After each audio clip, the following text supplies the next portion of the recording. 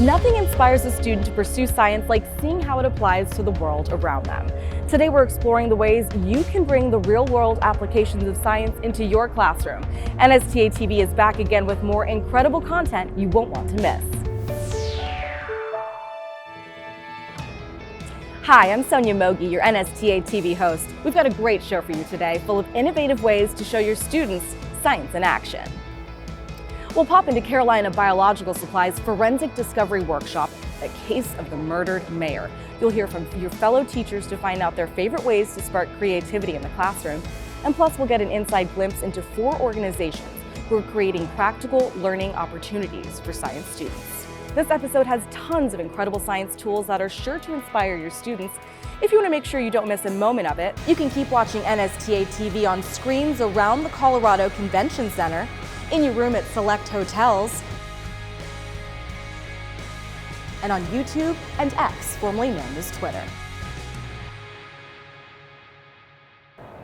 Now let's head to the studio where NSTA President-elect Alicia Conerly will talk to us about the importance of role models and representation for getting students involved in STEM.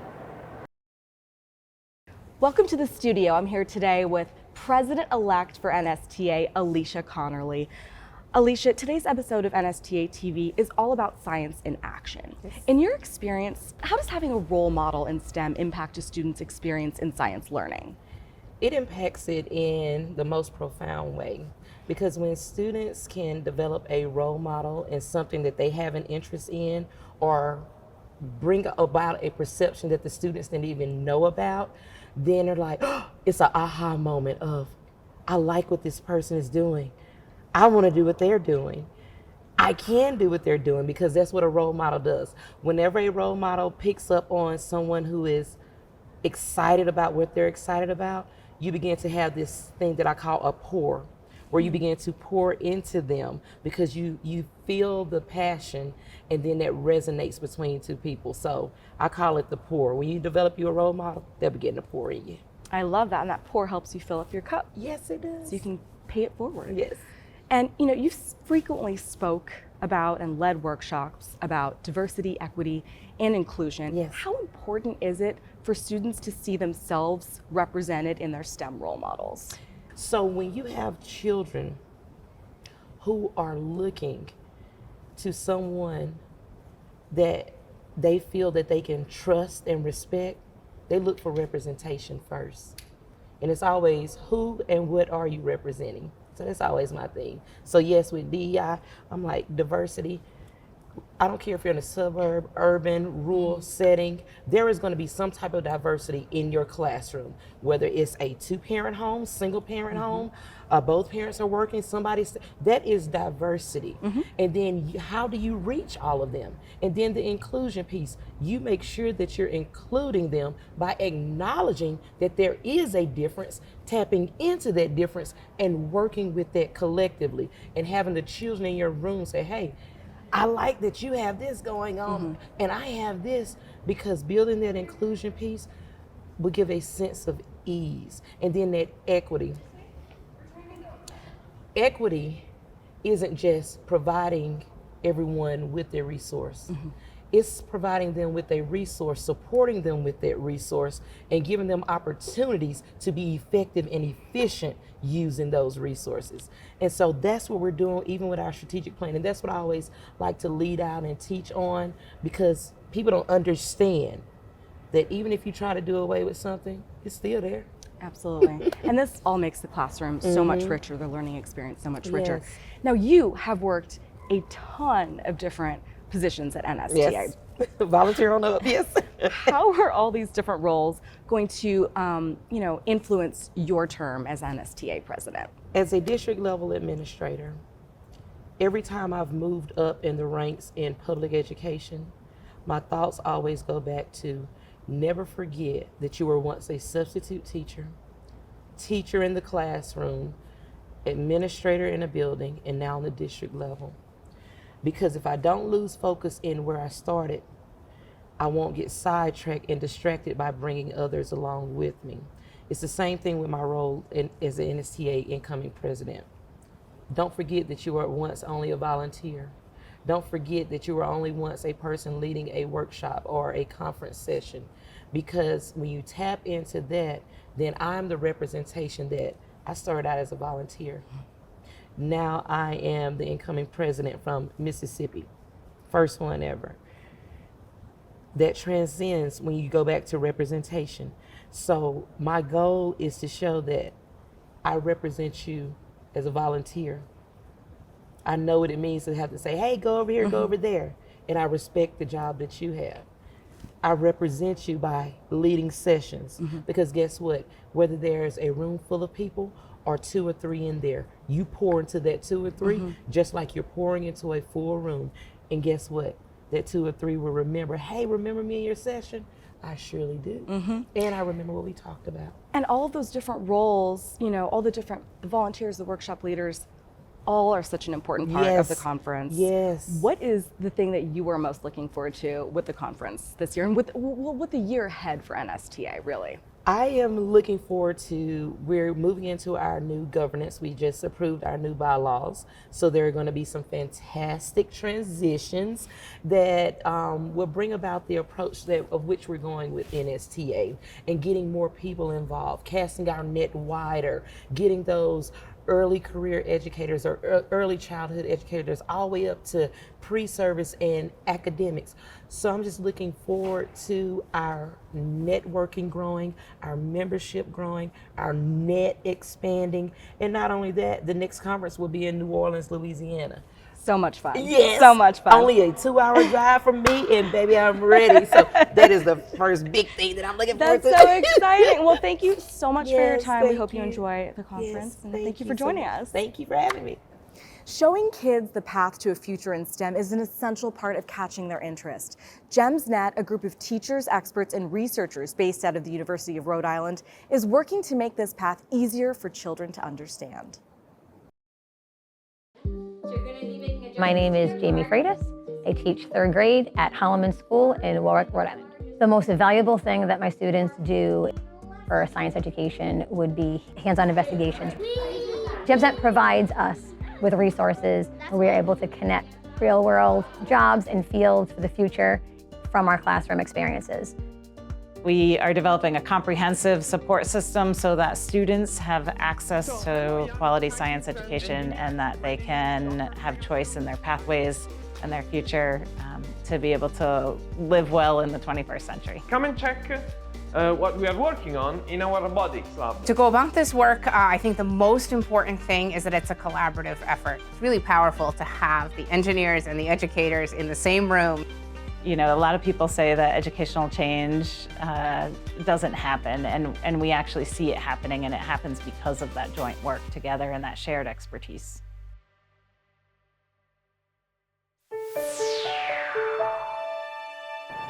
Next, let's hear from the Intel Foundation. They're driving STEM education and community service initiatives to equip students with environmental conservation skills. Future Skills program is centered on giving every student, no matter your background, an amazing experience to learn that you can be successful in STEAM. Giving back with K-12 is such a huge passion for so many of us at Intel. We love science, we love technology, we love engineering. So the Intel Foundation matching $10 per hour for my volunteerism has amplified what I was already doing. It makes us better volunteers, it gives even more to these schools and provides them resources that they wouldn't have without the matching program. Yeah, I volunteer because the immediate impact you see on these students and kids is just something that is so inspiring. They're practicing, learning the skills that apply beyond just that moment, but it's going to apply to everything they're already doing in the school classroom setting. So to me, being able to tie something fun like that and see the impact of it to kids and youth, it's just amazing to see. The Intel Foundation was founded with a focus on STEAM education. The foundation funds also our Intel Involved Community Service Award, and the seed grant was what brought this particular project to life. We have over 1,000 species of native plants and animals, and our aim is to protect them from threats like habitat loss and climate change. They had a need where if we could identify buffalo grass to see if they can eradicate it easier. If we can do it with a drone, we can do it faster and more efficient. They're always ready to innovate and look at the project from new angles, so they've been an absolute joy to work with.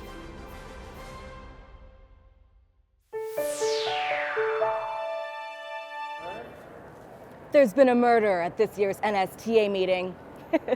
Carolina Biological Supply is giving you all the tools you need to solve the case of the murdered mayor. Can you put together the clues and figure out who done it?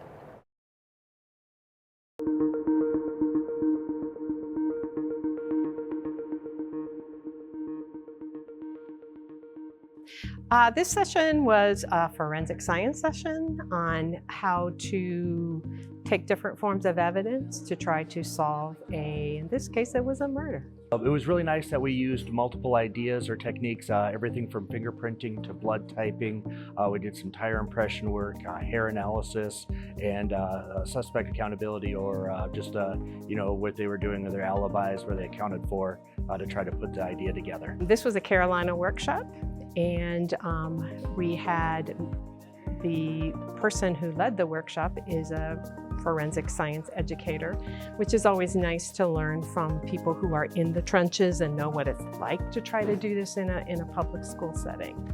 I would definitely use this to teach our students how to follow procedures and how to follow evidence and not their theories, to use the evidence to support what they came up with, their answer.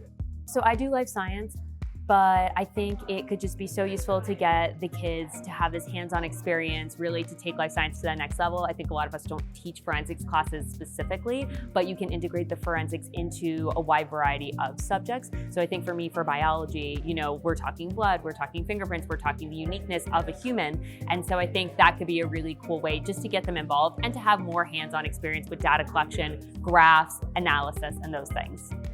I think a lot of hands-on activities where the students would get to actually experience anything from fingerprinting, given more time, analysis of hair samples, getting to actually look at the tire track impressions were all really nice things that we're able to try to integrate together. I think Matthew Malloy killed the mayor. I think that Matthew Malloy killed the mayor. It was Malloy is who our table kind of decided based on the evidence. It was 100% Matthew. I'm 100% confident because his alibi was not checked out. His blood type matched, the hair matched, the tire tracks matched, and he had a very large incentive to do it. So we think it was Matthew. Carolina Biological Supply has some amazing resources you can check out to spark creativity in your classroom, but we want to know how you like to ignite that spark. We're hitting the conference floor to find out your tips and tricks for inspiring students.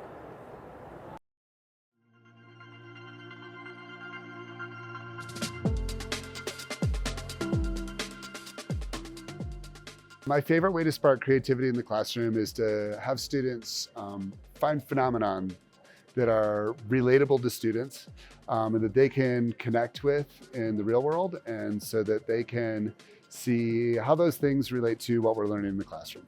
My favorite way to spark the kids' engagement is to have a puzzle or a model or something they have to solve when they first walk into the room. I'm a physical science and chemistry teacher, so mainly my favorite way to spark creativity is with real life examples. So I like to blow stuff up. We like to do experiments that are, just fun, I guess. One of the things I always try to do is make sure that my instruction is relevant to the students. And so I'll take the things that they're interested in, wild videos on TikTok, whatever it is that they're into right now, and I make it into a science lesson. I integrate it into my lessons, and I'm like, hey, you've never thought about this. Y'all been watching all these videos.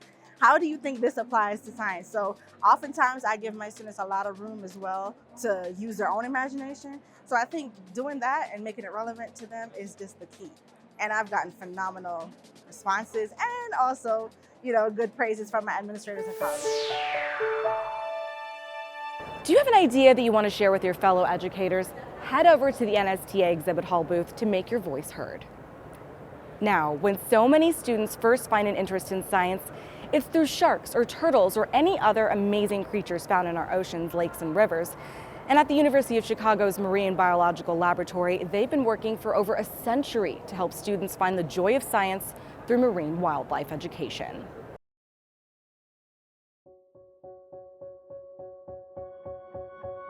The Marine Biological Laboratory, also known as the MBL, was started in 1888. So we've been around here for a very long time. And we started here in Woods Hole because it was an ideal location to be able to access a really amazing array of organisms that are here in the marine environment.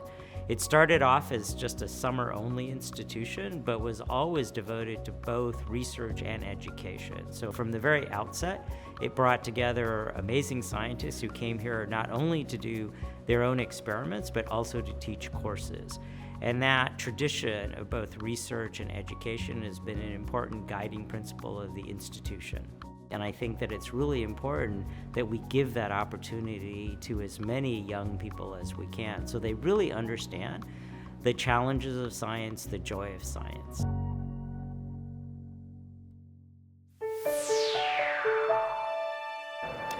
Before we close out today's episode, let's dive into the Dauphin Island Sea Lab to explore how marine science can inspire both students and teachers.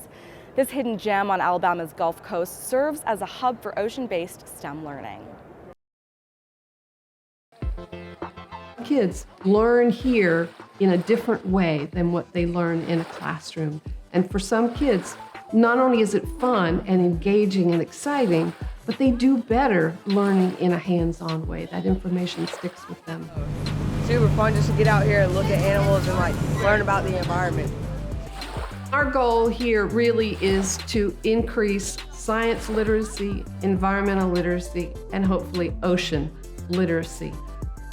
There are so many opportunities for these kids. The ocean is kind of everything for STEM. There are a host of professional learning opportunities for teachers. Giving them the experiences that they need in order to go back to the classroom to show students what science is about and get them excited. That's where I think we excel here. Without the Sea Lab, I wouldn't be the teacher that I am.